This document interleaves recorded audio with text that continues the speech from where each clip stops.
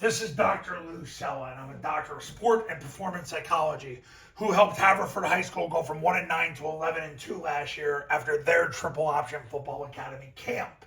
Scobie, Montana went from 2 wins to the state semifinals after becoming a Triple Option Football Academy client last year, and Cuesta, New Mexico, with a brand new head coach, never coached varsity football before, they won as many games as the previous 8 years combined after becoming a Triple Option Football Academy client last year.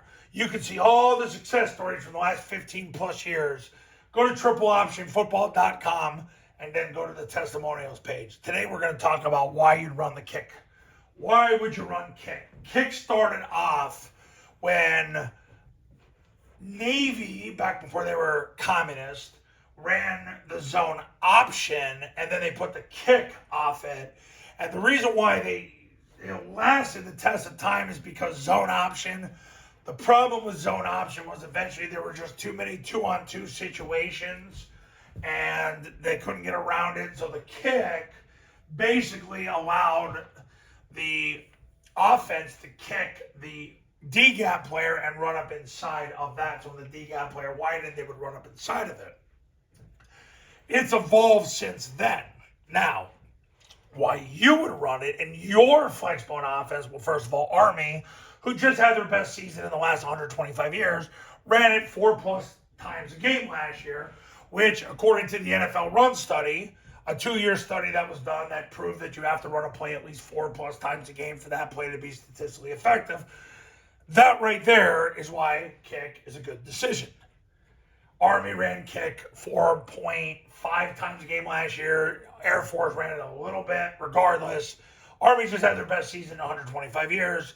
So go in on that data, because data doesn't care about anybody's feelings, especially your opponents. Now, why else you would run it? Because it's a tag. It's not a new play. It's a tag. Your own zone dive, and it becomes a tag because you're only changing a couple people's jobs. The third guy in the surface, the A back, and the Q and the B. That's it. So it's really no big deal. And it's mild changes, really, with the B-back. Now, when you would run it, when the C-gap player takes the quarterback. So if the C-gap player is taking the quarterback, generally that means the D-gap player is taking the pitch. Now, some of these high school Harrys, they can put 2 guys on the quarterback. That doesn't happen very often, but kick is designed to be run to load the C-gap player when he plays the quarterback and to kick then the next guy off him. That's why they run it now. I will tell you, if you have been with me for the last couple of years, they used to run it when the C-gap player took the dive and the D-gap player took the pitch because you'd kick to the open void. Nothing wrong with that either. So that's what makes it really an all-encompassing concept. But generally now it's to load the quarterback player so the C-gap player can't take the quarterback, and basically you run off that block with the quarterback because he can't take the player to whom he's assigned. So generally it's run C-gap player takes the quarterback, D-gap player takes the pitch. The third guy in the service, whether it's the receiver or the heavy tackle, load that player, and then they kick the next guy. But I will tell you, a couple years ago, Army was running it when the C-gap player took the dive and the D-gap player took the pitch. Honestly, I think anytime the D-gap player widens, it's a great play. Just like the down, but kick's better than down. Because kick gets an extra blocker than down. It's far less expensive schematically. Yeah, down looks really good, and down is easy to run, but kick is too. So, kick's a tag. Now we're going to take a look at it really quick. So, here it is on the flex formation, okay? I have had clients tell me that they like it better on a heavy, and I will tell you, Army ran quite a bit of it on a heavy last year, so feel free to do that. The beauty of flex, you're in a balanced formation, though. They don't know where you're going, so that's why it's good. So everything's same as zone dive. You got the triple team with the center guard tackle.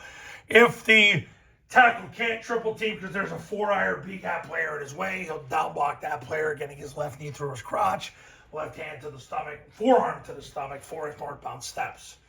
And then the backside guard will steal second base and block the center spine. The backside tackle will steal second base, block the backside guard spine. Backside receiver right here will sprint to the goalpost. Play side receiver Here's where there's the differences. So we've already covered the line and the backside receiver. The backside A-back runs the pitch, leads at the snap, runs the pitch. Okay, we got that part.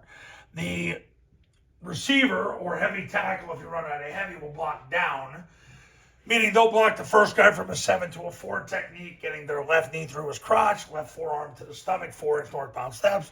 If there wasn't nobody from a 7 to a 4, he would simply go to the second level and get his inside knee through the crotch of whoever's at the second level, inside hand to the stomach, 4-inch northbound steps.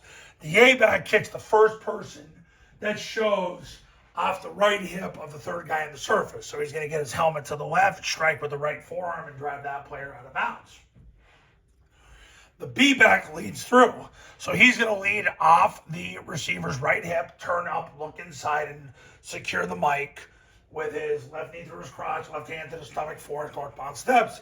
If the mic runs himself out of the play, whatever, he can either kick him or turn up and go third level. Because if he really runs out of the play, no need to block him because he's taking the pitch and the quarterback's going to have the ball anyway. But the B-back will turn off the right hip of the right receiver and he'll block the mic. If the mic runs himself out of the play, he'll go third level.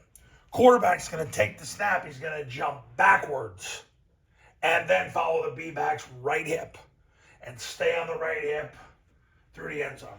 So that is how you run kicks. So is kick worth it? Yeah, because it's a tag. And Army ran it 4 + 5 times a game last year. I get questions about all kinds of plays all the time, but when Army runs it 4.5 times a game, and they just had their best season in the school in academy history, I'm going to kind of encourage you to do it. So, yeah, run it because it's a tag, 4.5 times a game, and it definitely solves the problem. You know, it's really meant for the C-gap player taking the quarterback, D-gap player taking the pitch. That's the conclusion they've drawn now. But only a couple years ago, they were running it when the C-gap player took the dive and the D-gap player jumped to the pitch. So my take on it is if the D-gap player is running to the pitch, that's when you want to run it because you're going to load the quarterback player with the receiver or heavy tackle and run off that block. So that's that. All right. Coach, you ready to become a client? Give me a call, 570-332-0265. Talk soon.